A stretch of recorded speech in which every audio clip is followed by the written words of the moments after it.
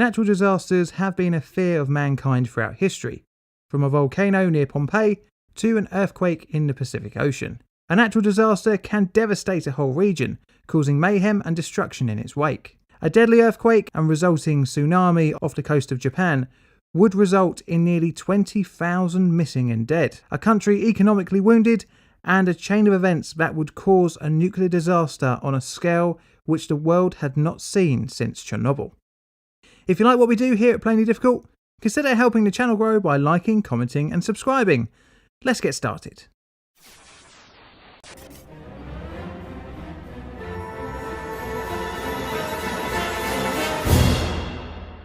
We have covered many reactor incidents on this channel. However, something that makes today's subject unique is that the damage to equipment and the environment is worse than anything else I've covered on this channel. Needless to say, today we are going to dive into the Fukushima disaster. I'm going to rate this event here on the Plainly Difficult disaster scale, which is higher than the INES, which rated it at a 7, the same level as Chernobyl. So that obviously means that my rating scale is better. The Fukushima Daiichi NPP site lies approximately 220 kilometers north of Tokyo. At almost the midpoint of the Pacific coast, it straddles Okuma and Futaba townships in Fukushima Prefecture, which is around here on a map. The site is approximately 3.5 kilometers large. It is operated and managed by Tokyo Electric Power Company, or TEPCO. The site houses 6 boiling water reactors, 3 built by General Electric, 2 by Toshiba and 1 by Hitachi, although all were designed by GE. Construction on the site began in 1967 on Unit 1, with its commercial operation beginning in 1972. For the next 7 years, the remaining 5 units came online, with Unit 6 commissioned in October 1979. During the 12 years between 1967 and 1979, BWR design improvements led to variations between the 6 units on the site. After Unit 1, which was an earlier BWR-3 design, Units 2 to 5 were BWR-4 designs, and Unit 6 was a BWR-5 design. Because of this, the power outputs of the 3 designs were different, with Unit 1 having 460 megawatts of electricity, Units 2 to 5 having 784 megawatts of electricity, and Unit 6 having 1100 megawatts of electricity. Fukushima Daiichi plant is connected to the power grid by 4 lines: the 500 kV Futaba line, the 2 275 kV Okuma lines, and the 66 kV Yonomori line to the Shin Fukushima substation. The site was built on a bluff 25 metres above sea level. Originally it was intended to be at 35 metres, however the designers lowered the height to reduce the strain on seawater pumps, as well as making the foundations closer to stable bedrock, which helped keep the plant more earthquake resistant. This lowered height was thought to be tsunami safe in conjunction with an adequate seawall. The reactors on site were in 2 groups. The first, when looking at the station from the sea, contains units 4, 3, 2 and 1 going from left to right. The rightmost group contains units 5 and 6. Like all commercial nuclear reactors, the end goal is the generation of heat for the purpose of making steam. This is used to drive a turbine, which then generates electricity. Right, before we dive into the disaster, let's have a look at how a boiling water reactor works, as this type of reactor is not often covered on this channel. For the purpose of simplicity, this is a general overview of how the GE BWRs work. However, there were many variations between the 3 types used at the site. A BWR design uses demineralized light water for both cooling and moderation, much like a pressure water reactor. This type of reactor is the second most common type after the PWR. However, unlike a PWR, which uses the heat of the coolant to create steam in a secondary coolant loop, in a BWR the boiling of the primary coolant is used for the steam.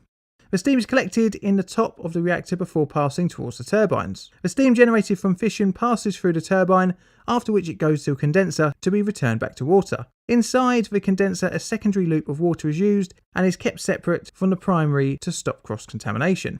At Fukushima, seawater was used for condenser cooling water and auxiliary equipment cooling water. A seawall 10 metres high from the seabed was built in front of the power station, with open channels behind it that led from the power plant to the ocean. Water was drawn in through sluice gates and pump rooms installed for each unit. From there it is transferred to the condenser by pumps installed in the pump rooms. The fuel used at Fukushima consisted of fuel pins bundled in square arrays The fuel pins consist of low enrichment uranium oxide or mixed uranium and plutonium oxide fuel pellets enclosed and sealed in zirconium alloy cladding tubes. Each of the reactors had control rods for regulating the power and had 97, 137 and 185 across the 3 different BWR types. The rods were inserted into the reactor from underneath. The control rods had the ability to scram the reactors, shutting down fission in an event of an emergency. In the event of a power cut, backup power is generated from diesel power generators. This backup system was important for powering the coolant pumps in the event of an emergency. The reactors have 2 types of containment. The first being the reactor primary containment vessel, the second being the building in which it is housed. The core is kept within a containment vessel. Around the vessel there is an outer containment which is enclosed by a concrete plug. The plug can be moved by a crane over the spent fuel pool. The spent fuel pools is where used fuel rods can be stored. The PCV has 2 major compartments. The reactor vessel is located in the dry well. The DW is connected to a second compartment, the suppression chamber, which holds a large amount of water and enough space to suppress pressure increases. The water within the suppression chamber can be used to scrub radioisotopes from any gases released within the containment vessel. The primary containment vessels were filled with nitrogen to provide prompt control of any hydrogen generated during an incident. The secondary confinement is provided by the reactor building itself and is designed to try and hold any contaminants in a last line of defence of environmental protection. The site had 3 control rooms as each was used to control 2 reactors. Although each reactor had its own panel, this setup allowed close working between reactor teams. Each reactor's emergency diesel generators and associated equipment were stored underneath the turbine buildings between 7 to 8 metres below grade. The backup power systems also used DC batteries.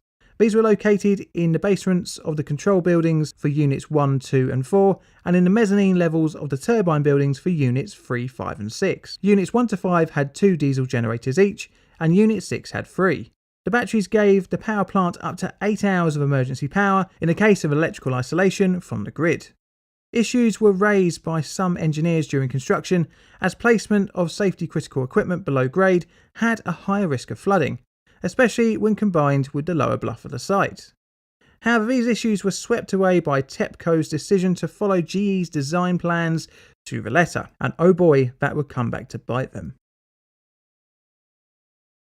This leads us to March 2011. 3 of the 6 units were shut down for refuelling, leaving 1, 2 and 3 in operation.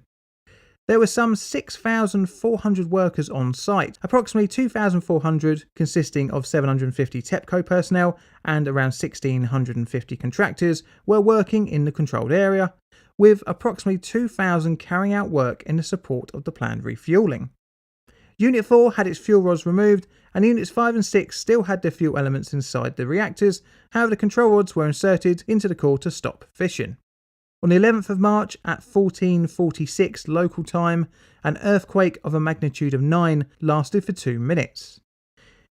It was caused by a sudden release of energy at the interface where the Pacific tectonic plate forces its way under the North American plate. The earthquake was the largest ever recorded in Japan and the world's 4th largest since records began in 1900. At the time of the earthquake, sensors at the plant detected ground movement and initiated a scram in the 3 operating reactors. This was built into the design of the plant and the action controlled the reactor's reactivity. The off-site power grid connections were lost during the earthquake.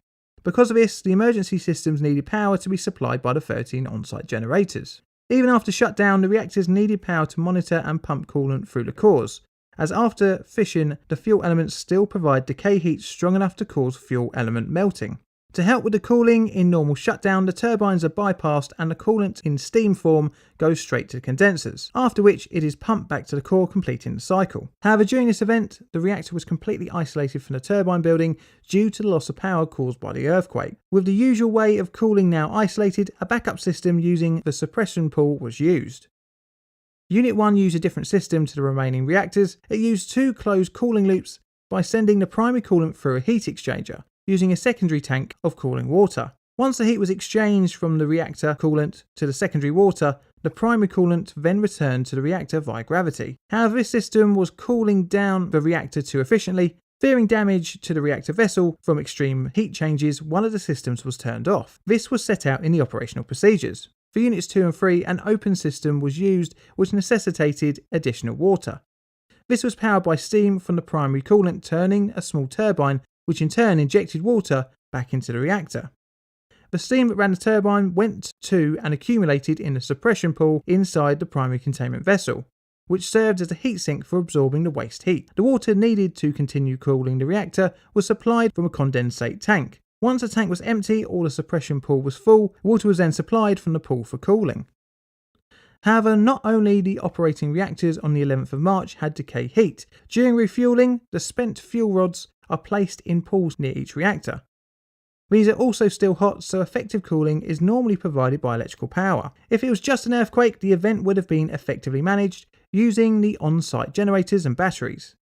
However, 40 minutes post-seismic activity, the first tidal wave, just under 5 meters tall, crashed up against the sea wall, which effectively protected the plant.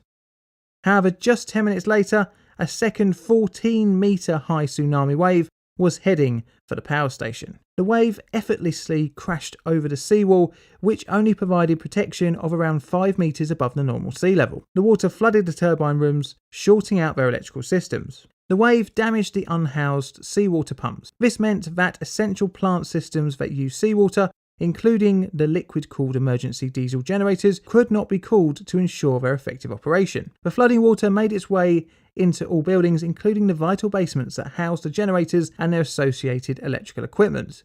This resulted in the loss of emergency AC power. One air-cooled generator survived and continued to supply emergency power to Unit 6. This meant, however, that Units 1 to 5 had total power failure. The power station was designed to be able to work off DC batteries for up to 8 hours, in the event of a loss of AC power generation. However, some of these systems were also affected by the flooding, inundating the functional DC systems. Power started to dwindle in Units 1, 2 and 4, 15 minutes post-flood, due to loss of all AC and DC power. The operators of Units 1 and 2 could no longer monitor the reactor pressure and the reactor water levels, or key systems and components used for core cooling. This situation had no procedure set out for the operators. Because of this, the emergency control room supervisors were flying blind and had to find some way of resetting power to the stricken plant. Units 3, 5 and 6 maintained power, allowing the operators to observe the power status, as the main control room indications and controls were still functioning. Units 3 and 5 still had DC battery power, and 6 still had full AC power. To extend the time between full plant blackout, on Units 3 and 5 all non-essential systems were shut down. In Unit 3, the operators manually restarted the reactor core cooling system, controlling and monitoring the reactor water injection with the available DC power. Unit 1's attempt to restart the shutdown cooling system failed due to loss of power, and the reactor vessel created more pressure as the core began to increase in heat. The high pressure disallowed the use of an external cooling source, for example from an external pump. After the approval of the Prime Minister, a nuclear emergency was declared at 3 minutes past 7 local time. With no indications due to power loss, the operators at Unit 1 and 2 assumed a worst case scenario of no way of cooling the reactor cores, which would mean potential core uncovering of Unit 1 and Unit 2. In other words, no coolant in the core, which could lead to a meltdown. This information was passed on to the government bodies at around 1 minute past 9 PM. An order at 21:23 was given by the government to evacuate an area of around 3 kilometers near the plant. High levels of radiation were detected in the Unit 1 reactor building, indicating core damage at 21:51. At 10 to 12 at night, the reactor vessel at Unit 1 showed signs of being overpressured beyond design spec. The site superintendent ordered preparations for venting of the Unit 1 containment vessel. At 2:10 AM on the 12th of March, a team was able to enter the room where Unit 2's reactor core isolation cooling system equipment was located, and read the parameters to determine the system's status. The system was confirmed working in Unit 2's core, as the steam being created inside the core was successfully powering the small turbine in the backup cooling system. Upon hearing that Unit 2's cooling was still functional, operators focused on dealing with the unfolding drama at Unit 1. At 4 AM, an alternate cooling system was put into operation, using fire trucks pumping seawater into Unit 1 as the vessel pressure had reduced. Unit 1's containment measurement at 4:19 AM on the 12th of March showed that pressure had decreased since the last measurement, without any operator action and without an official venting route, indicating that some unintentional containment pressure relief had occurred through an unknown path. This, coupled with an increase in radiation levels, hinted at reactor vessel damage. Because of this, the government extended the evacuation zone to 10 kilometres. Plans for venting of Unit 1's containment was set to start at 9 AM on the 12th of March.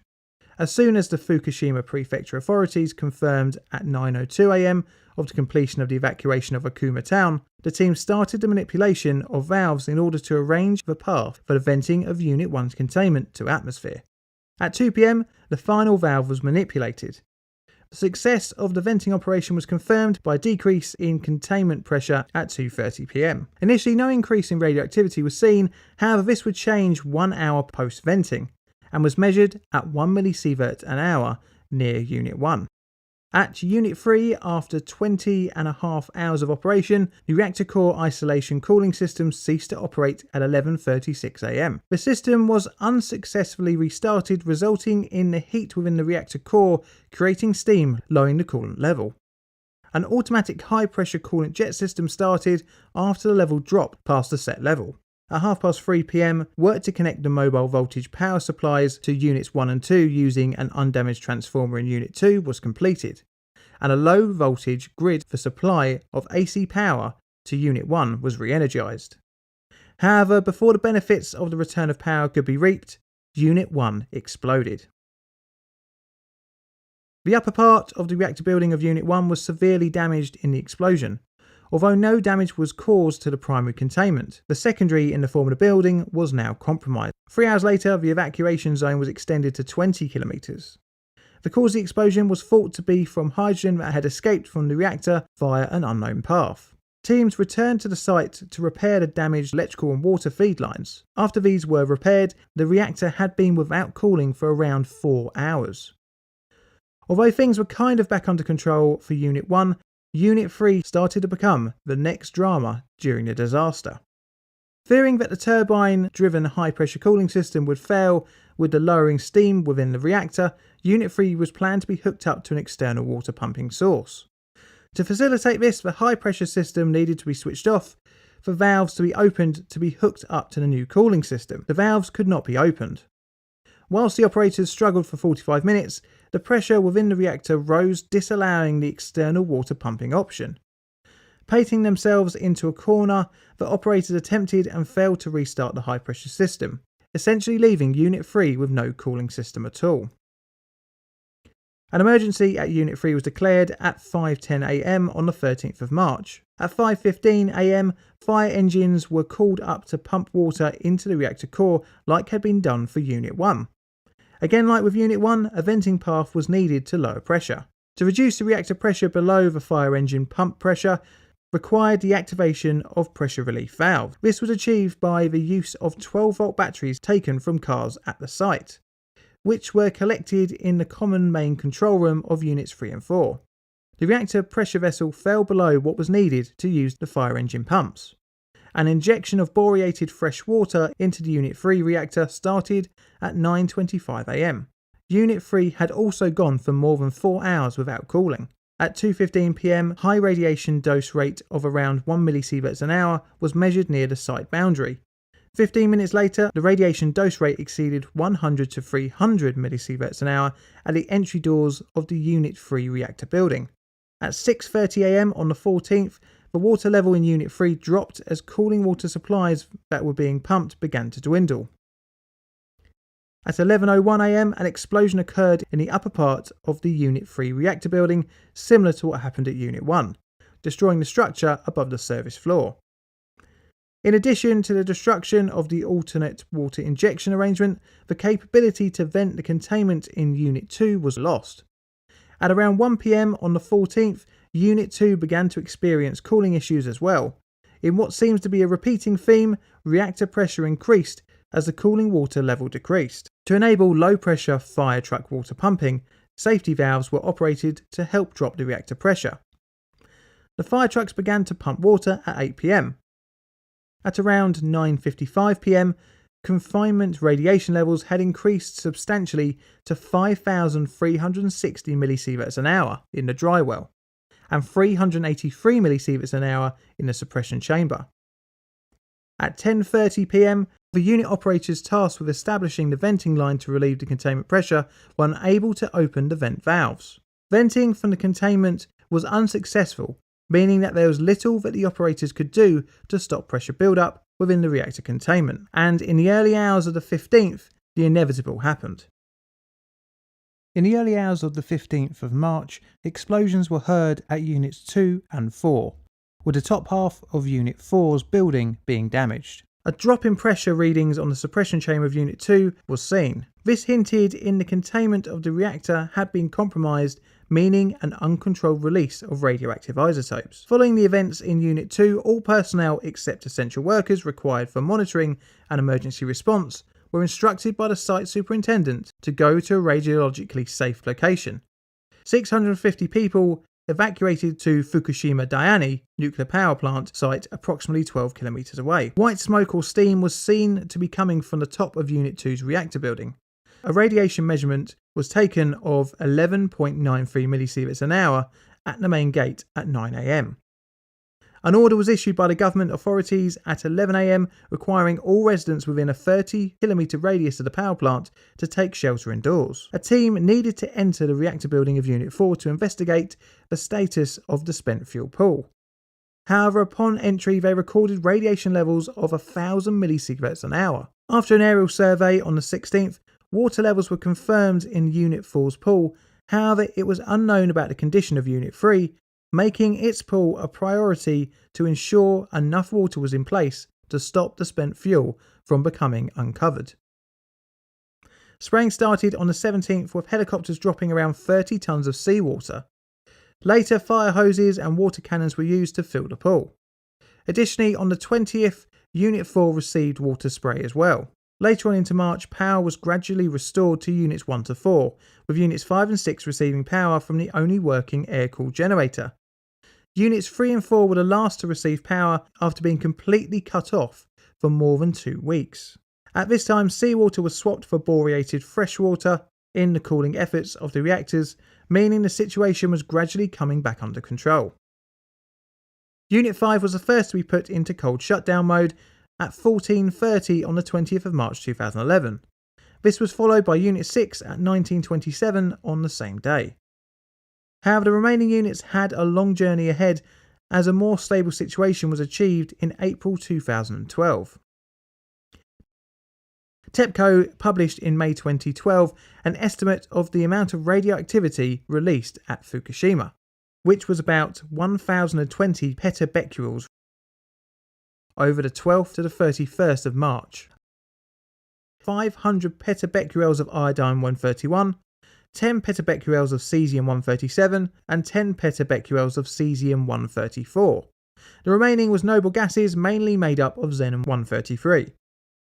Releases to the ocean over the 26th of March to the 30th of September were thought to be about 11 petabecquerels of iodine-131, 3.5 petabecquerels of cesium-134, 3.6 petabecquerels of cesium-137, a total of 18.1 petabecquerels. The release into the ocean came from the water pumped into reactors during the forced cooling, which had subsequently been contaminated by the damage the reactor caused. However, the publications were only estimates, and there is much uncertainty as to how much was released into the sea. This is mainly due to the area being flooded at the time of the contamination of the water. It was estimated that Fukushima released around 1/10 of the contamination of Chernobyl. Tests on caught fish around the area were shown to have the same levels of contamination in 2012 as they had post-accident in 2011, hinting at a more prolonged release of contaminants into the ocean. Post-accident, an exclusion zone of 20 kilometres was set up around the plant, meaning residents within the zone had to leave. However, other towns and villages outside the 20-kilometre zone were also evacuated for decontamination. In March 2012, 3 area definitions were set up to describe each evacuation status of the towns and villages around the stricken power plant. Area 1 is known as the Evacuation Cancellation Prepared Zone. These are areas where it is confirmed that the annual dose of radiation will definitely be 20 millisieverts a year or less, and the evacuation order will soon be lifted. Residents are allowed to visit their property but not stay the night, and people in the area are not required to take protection from radiation.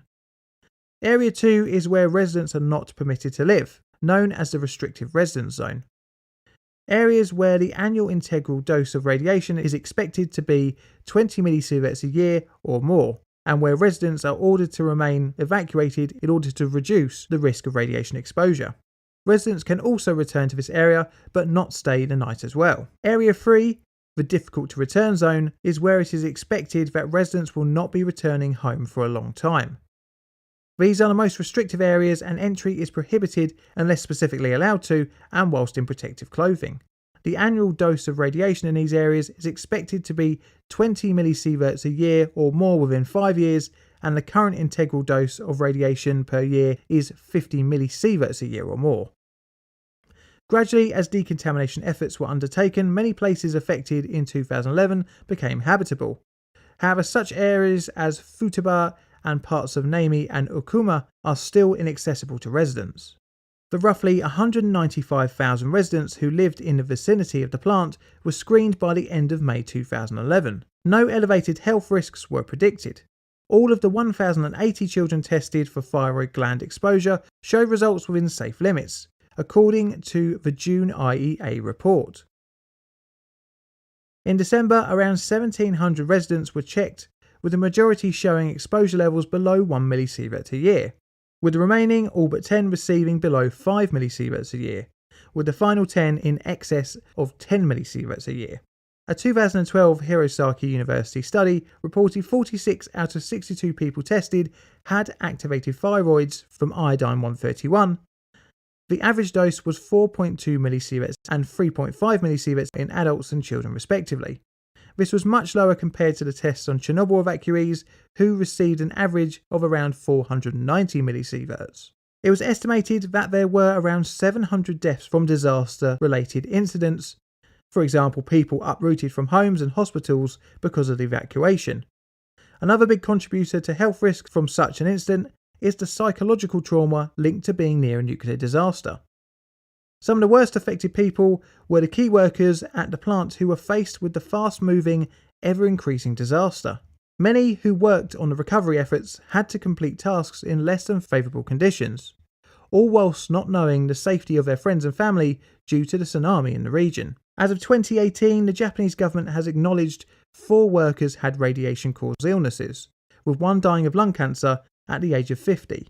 A frozen wall was installed around the site to try and limit the seepage into groundwater. Since the meltdowns, TEPCO was fighting a losing battle with water that flowed downhill towards the sea, which made its way via Fukushima's fractured reactor buildings. However, the frozen soil barrier had failed to completely stop water seepage.